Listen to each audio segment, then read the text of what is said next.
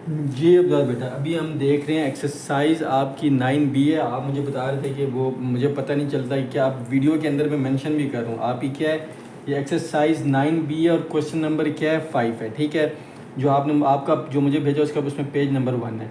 कह रहा है इन अ फिगर बिलो, फिगर का मतलब क्या होता है, तस्वीर, ठीक है। इन अ फिगर बिलो, नीचे जो तस्वीर दी गई है ए इज़ इक्वल टू 50, कि ए जो है एंगल ये वाला ए, ठीक है, ये वाला एंगल जो है ये बराबर है किसके, 50 के, ठीक है। और find the size of other angles, तो आपने इसका भी साइज़ मालूम करना है, इसका भी साइज़ मालूम करना है और इसका भी साइज़ मालूम करना है, ठीक है।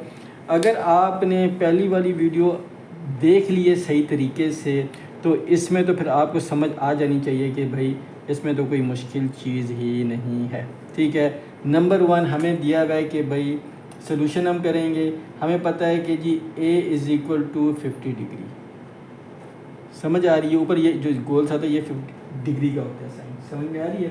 तो इससे परेशानी होना कि अगर टीचर ऊपर वो डाला तो इसका मतलब जिस तरह ये एंगल को हम जब टेक्स्ट फॉर्म में लेते तो हम उसका ये करते हैं, और इस तरीके से अगर हम लिखें तो ऊपर हम ये दे देंगे तो डिग्री, इसका मतलब है कि इस एंगल की ये कितने डिग्री का एंगल है, ठीक है। इस एंगल की मेजरमेंट क्या है, ठीक है। उसके बाद हमने क्या मालूम करना है, हमने बी मालूम करना है, हमने सी मालूम करना है और हमने डी मालूम करना है, ठीक है। अब इसमें मेरे ख़्याल में तो कोई ऐसी चीज़ नहीं है कि जो मुझे दोबारा बतानी पड़े, ठीक है। पहले मैंने क्या कहा था कि जो अपोजिट एंगल्स होते हैं उसने बड़ा आसानी से किया। देखो कि सबसे पहले मैंने क्या कहा था कि अपोजिट एंगल जो है वो सेम होगा, ये इसकी प्रॉपर्टी है। तो ए का अपोजिट एंगल क्या है, सी। ए का अपोजिट एंगल क्या है, सी। मुँह से बोलो। मैंने क्या कहा था कि नंबर 1 उसकी प्रॉपर्टी क्या होती है कि अगर कोई अपोजिट एंगल्स हैं, अगर कोई अपोजिट एंगल्स हैं तो वो उसकी मेजरमेंट सेम होगी, उसकी मेजरमेंट क्या होगी, सेम होगी। अगर ये 50 है तो ये भी 50 होगा, ये 50 है तो ये 50 नहीं होगा क्योंकि इसके अपोजिट ये नहीं है, इसके अपोजिट ये है। अगर ये 50 होगा तो ये वाला भी 50 होगा, लेकिन ये 50 है तो ये वाला भी 50 होगा, लेकिन बी एंगल 50 नहीं होगा क्योंकि ये इसके अपोजिट एंगल नहीं है। सिंपल सी बात है, मतलब एक आसान सा है। तो हमें पता है कि हम यहाँ पे लिख सकते हैं कि भाई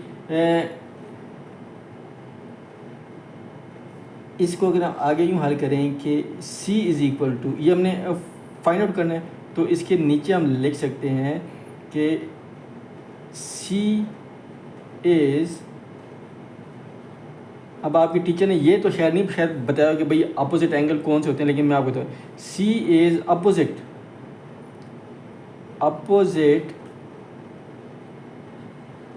angle of A।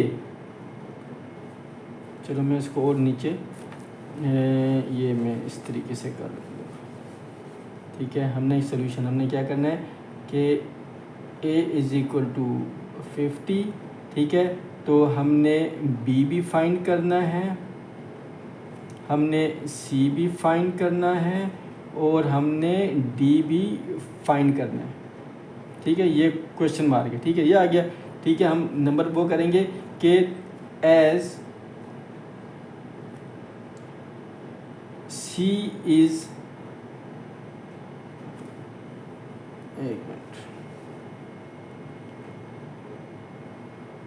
As C angle C, इसको और भी हम क्लियर कर लेते हैं, as angle C is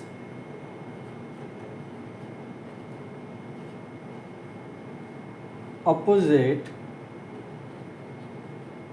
angle of angle A, ठीक है। So angle A is equal to angle C। तो इसका मतलब ये होगा कि A आपका क्या है, 50 है, तो इज इक्वल टू होगा कि angle 50, angle C is also equal to angle C is also equal to 50।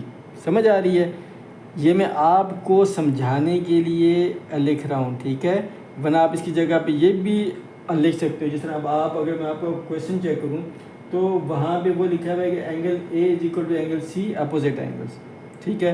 बिल्कुल उस तरीके से भी आप लिख सकते हो, ठीक है, कि angle A is equal to angle C, ठीक है। तो मैंने ऊपर लिख दिया, तो आप यहाँ ब्रैकेट में लिख सकते हो। क्यों? क्योंकि ये अपोजिट एंगल्स हैं,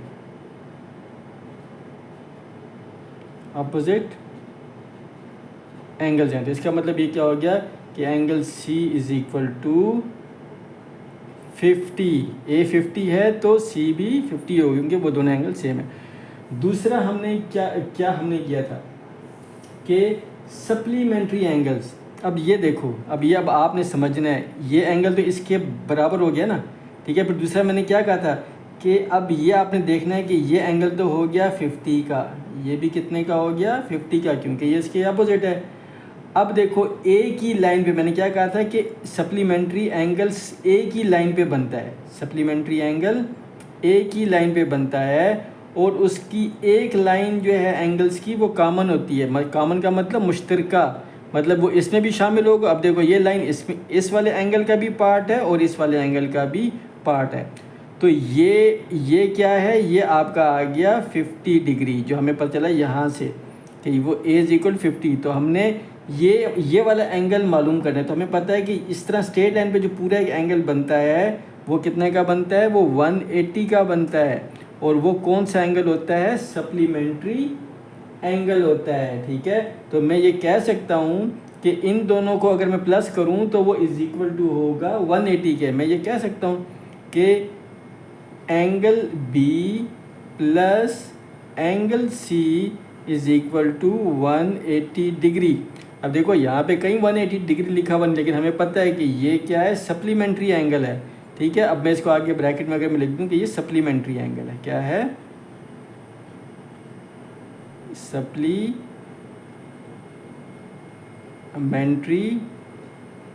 एंगल, ठीक है।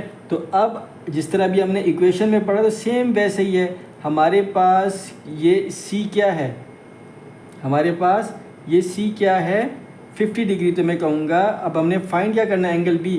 तो मैं एंगल बी को इधर ही रहने दूँगा, प्लस एंगल सी की जगह मैं क्या लिख दूँगा, 50 इज इक्वल टू 180, ठीक है। तो फिर मैंने क्या किया कि angle B is equal to, ये प्लस 50 वहाँ जाके क्या हो जाएगा, माइनस 50 हो जाएगा, 180 माइनस 50। तो angle B is equal to 130, 180 में से क्या 130 हो गया। तो इट मीन्स कि ये वाला एंगल जो है, ये वाला एंगल ये कितने डिग्री का हो गया, 130 का। कितने का हो गया, 130।